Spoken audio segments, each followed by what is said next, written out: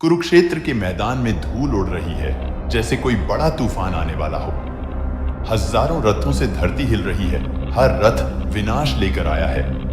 पांडवों के झंडे हवा में लहरा रहे हैं, जैसे कह रहे हों कि अभी भी उम्मीद बाकी है। कौरवों के झंडे डर फैला रहे हैं, सामने खड़ी दुश्मन की फौज डरावनी लग रही है। सूरज की पहली किरण युद्ध के मैदान को छूती है, जैसे ये बताने आई हो कि आज कुछ बड़ा होने वाला है। कुरुक्षेत्र का मैदान जैसे सब कुछ निगलने को तैयार बैठा है। हस्तिनापुर के शानदार महल में अंधे राजा धृतराष्ट्र अपने सिंहासन पर बैठे हैं। वो देख नहीं सकते, लेकिन उनके दिल में डर और चिंता साफ महसूस हो रही है। उन्हें लग रहा है कि उनके राज्य का भविष्य अब खतरे में है। उनका चेहरा टेंशन से भरा हुआ है, जैसे उन्हें पता है कि कुछ बुरा होने वाला है। सिंहासन उनकी ताकत दिखाता है, लेकिन ये ताकत अब उन्हें बचा नहीं सकती। महल की हवा भी जैसे डरी हुई है। राजा चुप है, लेकिन मन में तूफान चल रहा है। धीरे से वो बोलते हैं, ओ संजय, मुझे बताओ, जब मेरे बेटे और पांडव कुरुक्षेत्र के मैदान में आमने सामने आए, तब क्या हुआ? मैदान में सुबह हो चुकी है। एक चमकदार रथ आता है, जैसे आसमान से उतरा हो। इस रथ में अर्जुन बैठे हैं और उनके साथ हैं भगवान श्री कृष्ण। 4 सफेद घोड़े रथ को तेजी से खींच रहे हैं। अर्जुन पूरी तरह से तैयार हैं, लेकिन जैसे जैसे वो मैदान में आगे बढ़ते हैं, उनका चेहरा गंभीर हो जाता है।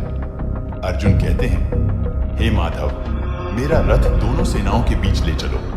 मैं देखना चाहता हूं कि मुझे किससे लड़ना है। श्री कृष्ण रथ को रोकते हैं। अर्जुन सामने देखते हैं और चौंक जाते हैं।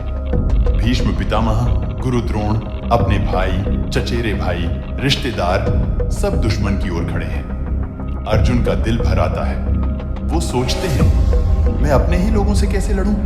क्या राज्य, विजय, सुख इतना जरूरी है कि इसके लिए अपने अपनों को मारना पड़े?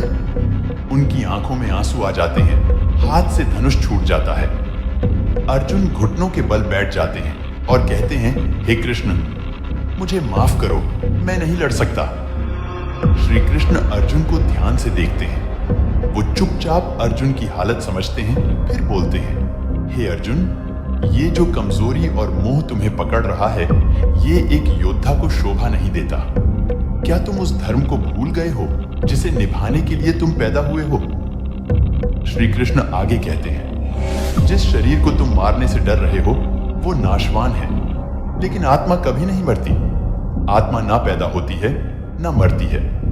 जैसे इंसान पुराने कपड़े छोड़कर नए पहनता है, वैसे आत्मा भी एक शरीर छोड़कर दूसरे में जाती है।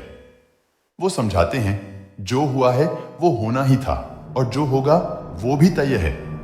तुम्हारा काम सिर्फ कर्म करना है, फल की चिंता मत करो।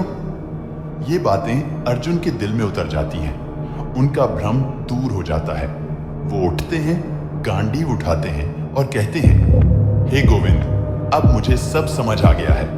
अब मैं लड़ूंगा।